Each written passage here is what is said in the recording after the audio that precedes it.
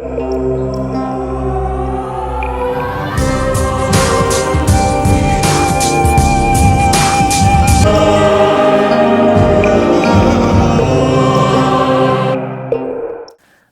so let's see the proof. Okay, let's see the proof. Okay, so we get so how come the number of classes can be calculated in this way? It's related. Yeah. How come? How come we try to add the total number of invariants and then divide it by the number of groups we get what we want? Okay. So let's take a look. Okay. So this is an example. This is an example that I hope it can help us to get some idea. So first of all, we are going to color. So it is about the case where we have a square. Each vertex can be colored in black, white, red, and green. One of the 4 colors. Okay. We consider 2 configurations to be the same if they are the same after some rotation. Okay. So in that case, the corresponding permutations that we are going to look at, there are going to be 4.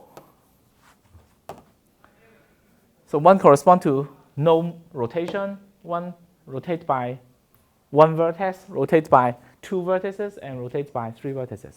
Is that okay? Okay, so let's see. Okay, so we want to look at the classes. So what are the classes that we can look at? So for instance, there's going to be a class that contains just this vertex, just this case. Is it? Is it? So there will be a class. So just examples. So there are a lot of classes, but let's see how does the class look like. So there will be a class that looks like this. So let's say I have this one black, and then this one black. I will also have this to contain this case when this is black and this is black. Is that okay? Is that okay? And then there will be a class, for instance, let's say I have a white. So there could be many other colors, but let's say I have just black and white here. So I have a class that will contain these 4 cases.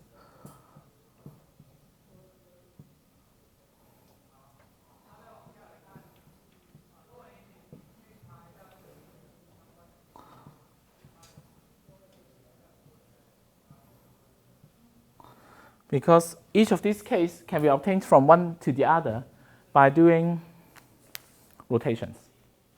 Okay? Okay? Now, let's take a look. Okay. So there are 4 cases here, 4 rotations here. So how many rotations are there such that this one, yeah, we look at this one. How many rotations are there such that this one is invariant? How many are there? Yeah, in this particular example, how many are there? There are going to be 4 of them, right? Because in each of this one top, this one will be bottom. And then if I take the 4 whites here, this one top, this one will be bottom. Because after rotating by 90 degrees, it's the same, right?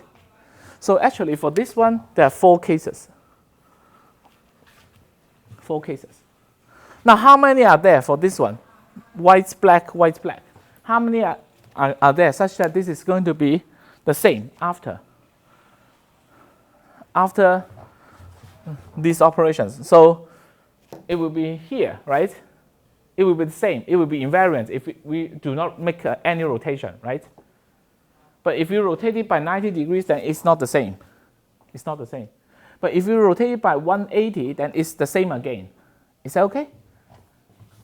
And then there are 2 of them here. Is that okay? Is that okay? And how about this one? This is a symmetric case as this one. So if you look at this example, this is also 2. Is that okay? Now how about this one? This one, white, black, white, white. So it will be invariant in the first rotation, no rotation at all in the first case. But if you rotate it by 90, 180, or 270, then it will be different. It looks different. So it appears in only one. It is invariant in only one of these 4. This is going to be invariant in one of these 4. This is going to be invariant in one of these 4. It is going to be invariant in one of these 4. Okay. And then basic idea of how we prove Burnside is like this. We want to show that, okay, for each equivalence class, so this is an equivalence class. These two are the same. This is an equivalence class. These four are considered the same. The total number of invariants induced by them, if you sum up, it is the group size, G, the size of G. Is that okay? Okay? Okay? Is that okay? So in that sense, if we sum up all the invariants, you divide it by the group size, 4 here, 2 plus 2 here, 1 plus 1 plus 1 plus 1 here, then you get the number of classes because the total sum in each class has 4 invariants, has G invariants. Is that okay? So this is the idea. Is that okay? Okay, so let's prove it. Okay, so how do we prove? Okay.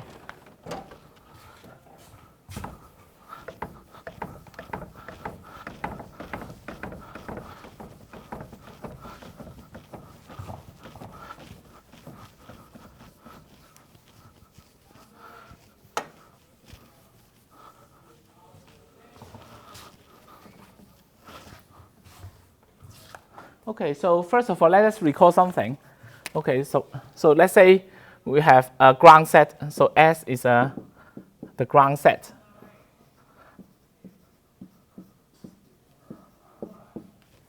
Which contains all the possible individual elements here. Okay, okay, okay, and then we say A is related to B. Where okay, so S is a ground set. Let's say we have some item A, B, C, blah, blah, blah, blah. These are items in S. Is that okay? And then let's say we also have a G of S that corresponds to all the possible permutations that we are going to look at.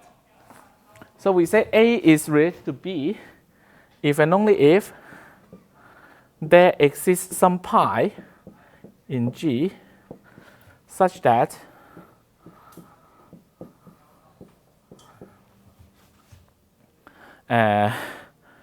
B is equal to pi A.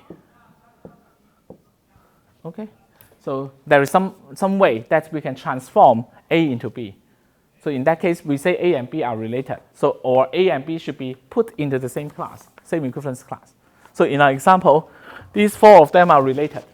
Okay, because we can get any one of them by doing some rotation of the other. Is that okay? Okay, now what we are going to show. Okay. So this is our target.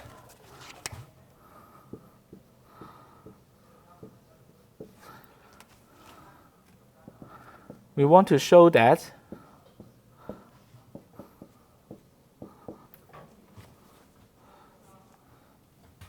for every class,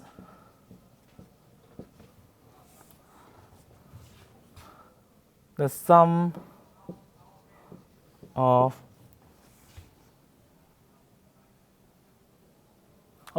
okay, we also define something. Okay, so to help our discussion, we also define something.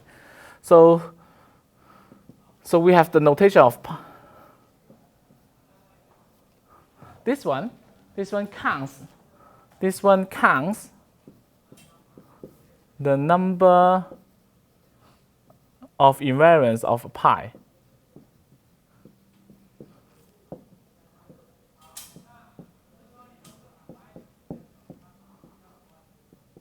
In this pi.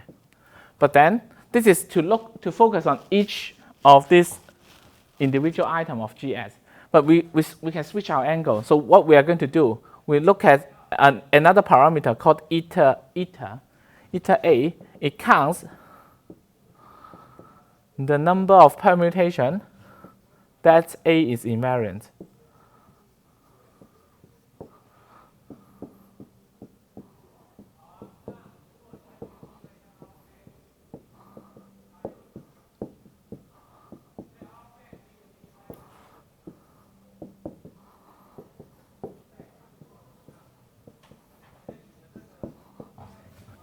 Is that okay? So here So here we want to show that the sum of eta s for all s in the class is equal to the size of g of s. Is that okay? This is our target. This is what we want to show. We want to show that for each equivalence class, if we look at each individual item, get the number of invariants that they are in different permutations, the sum will be the same. And it is going to be the same for all g. It's going to be the same. And then the value of the sum is exactly the size of gs. Is that okay? This is what we want to show. If you are okay with my discussion so far, could you please raise your hand? Okay, excellent. So it's not done yet. So this is our target. Okay, so how do we show? Okay. Okay. So, okay, the proof, okay.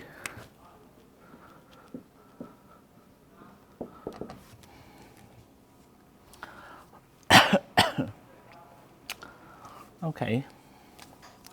So suppose that we let L to be the equivalence class that contains A.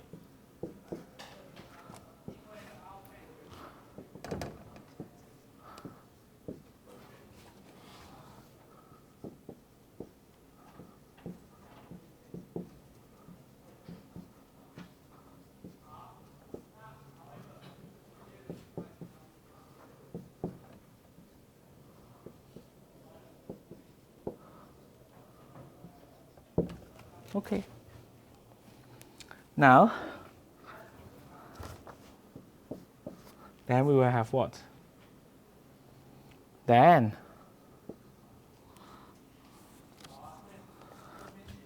there are eta A permutations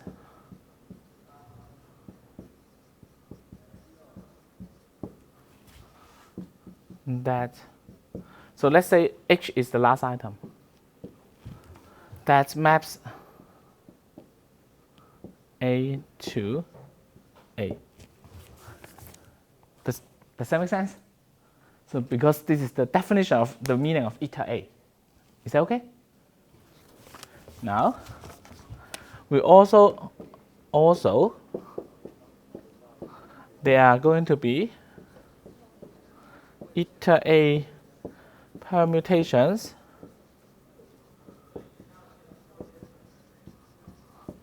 that maps A to B. Wow, this is interesting. Okay, so there are eta A permutations that maps A to A. Okay, we can understand because this is the definition. But there are eta A permutations that maps A to B. How can we understand this one? Okay. So this is G of S. So we have some permutation. So let's say this permutation maps A to A. This permutation maps A to A. This permutations map A to A, and so on and so forth. Let's say this permutation maps A to A. So there are eta A of them. So eta A of them. So let's call it pi 1. That maps A to A, pi 2 that maps A to A, pi 3 that maps A to A, and so on. And let's say this is pi eta A. Is that okay? Let's say this is okay. But then we are claiming that there are eta A permutations that maps A to B. So why? Recall that A and B are related, right? So there is some permutation, I don't know. There is some permutation, let's call it rho, I don't know, that maps A to B. Does that make sense? Yeah, because this definition of A related to B. Okay. Then you will see that rho pi 1 maps A to B. Because this maps A to A and then A to B. So this maps A to B. Okay, rho pi 2 also does so. And so on and so forth.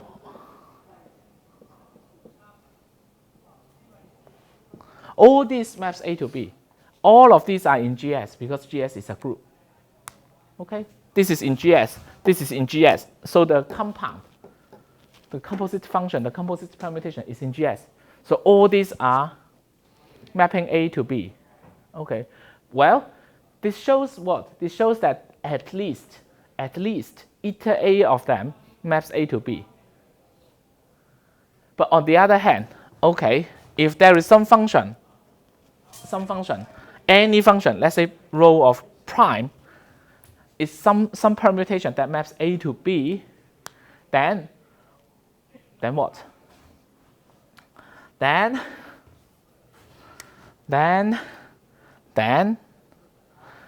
we can apply this, the inverse function of this one.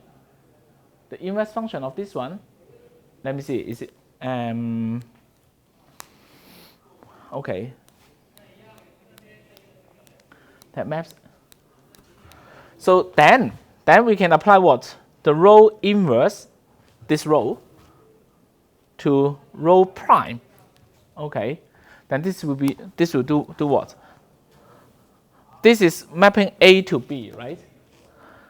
The inverse of rho maps B to A. So A to B and then B to A. So this will be A to A. Okay. So for any function rho prime that maps A to B, if we multiply rho inverse to the left-hand side, it is going to be in one of these functions. Okay, this shows that there cannot be more than eta A functions that maps A to B. Does that make sense? Whenever you have a function that maps A to B, I can apply something. I can apply something to make it into A to A. Okay, but there are only eta A variations of A to A. So you cannot have many variations of rho prime. Is that okay? Any function from A to B, I can make it into A to A by doing something. But then there are only limited variations of A to A. So there must be limited variations of A to B as well. Is that okay? Is that okay? Does that make sense? Okay. So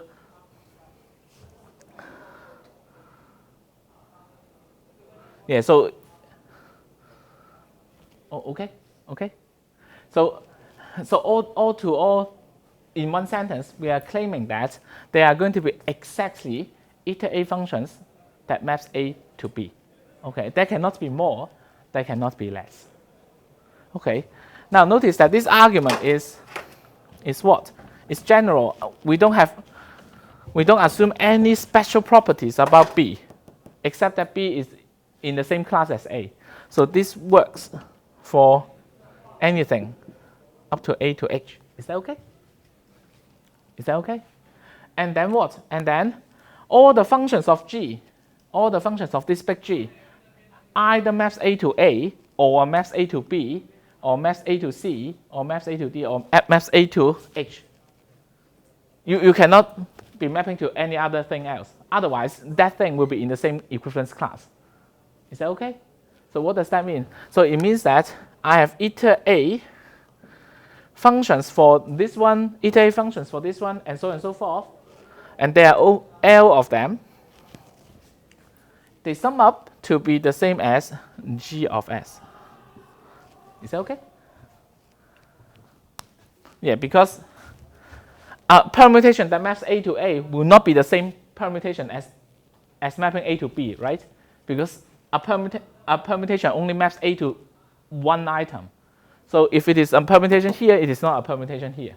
So all the permutations that we are listing here, they are disjoint, they are distinct, they are not the same. The eta A of them mapping A to A, eta A of them mapping A to B, and so on and so forth. And these are all the functions in G. Because any function in G must map A to some item in the class of A. So in that case, we can do double counting. The summation of all the permutations we consider here, there are L of them, and then each one has size eta A, and then they must be adding up equals to G. This is what we have there. Okay, this is what we have there. Actually, it's not exactly here. We are saying that there is one here. There is one function, exactly one permutation that maps this one to this one. There is exactly one function that maps this one to this one. There is exactly one function that maps this one to this one. Is that okay? So here, it has two functions that maps this one to this one, and there are two functions that maps this one to this one. Is that okay? Okay, so we are close to what we want to prove. So we have what? We have eta A is equal to what? Equal to g of s divided by L. Is that okay? Is that okay? Now, if this works for eta A, this also works for, we can repeat the argument. We use B as the subject. So we have eta B is also the same. Is that okay? We have eta C is also the same, and so on and so forth. Okay? Okay? So each one of them, eta A, eta B, eta C, each one of them has value of this one. So if we sum up, so what do we, okay, so let me write down. Perhaps write down more formally here. So now,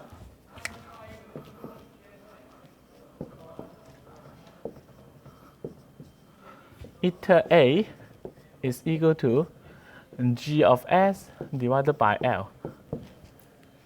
So we can repeating the argument. The arguments